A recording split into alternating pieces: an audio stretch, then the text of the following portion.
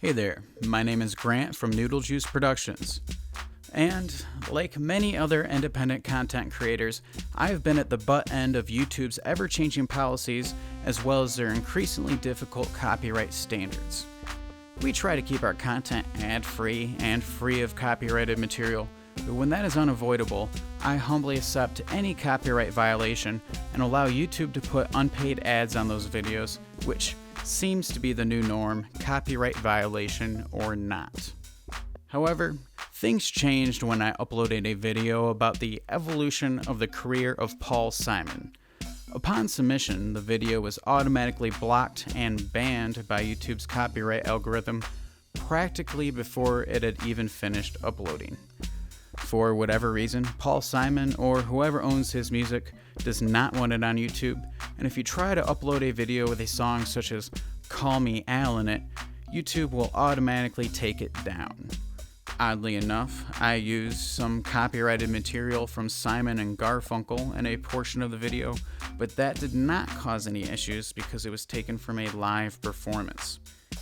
This begs the question, is Art Garfunkel cooler than Paul Simon, or do copyright laws just make no sense?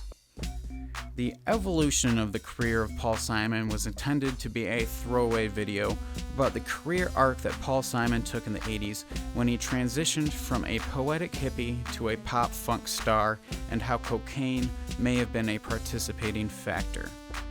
Oddly enough, this idiotic slander wasn't the issue, and the video was flagged for copyright violations instead. So, in my attempt to circumvent US copyright law, I had the idea to deep fry the video, which is a style of distorted and aesthetically annoying editing that is used in certain meme cultures. I wanted to see if this would be good enough to get past YouTube's copyright algorithm, but it was not, and the video was blocked once again. Needless to say, copyright laws exist for a reason and protect intellectual property from being stolen, ripped off, or monetized without sharing the revenue with the owner.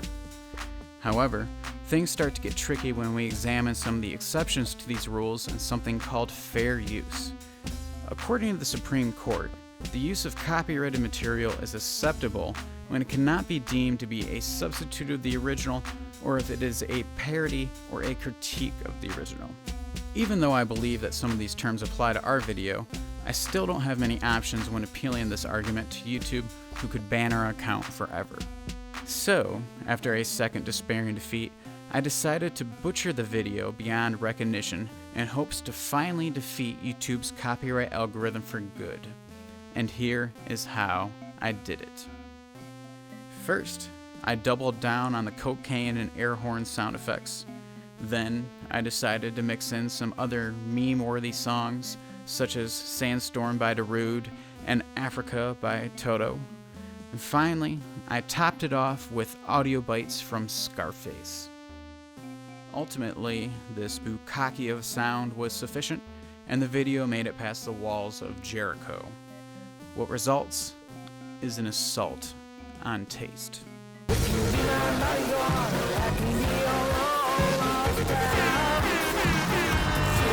If you like it, you can say Google pushed us to greatness, and if you hate it, you can say Google forced us to birth an abomination. Either way, it was not the video that we attempted to create, but it was the best I could do to salvage the original idea. As it turns out, this entire ugly process was just an example of the Theseus paradox. And one must ask, if you replace all the parts of a song, is it the same song or different? The funny thing is, the tactic that I used to defeat YouTube's copyright algorithm was to cram even more copyrighted material into the video, which kind of defeats the purpose, doesn't it? So, what does this mean? Where does this leave us? And will YouTube ever change its copyright policies so that they aren't unfairly stacked against its content creators? I do not have the answers to these questions. All I know is that I'm never using a Paul Simon song in one of my videos ever again.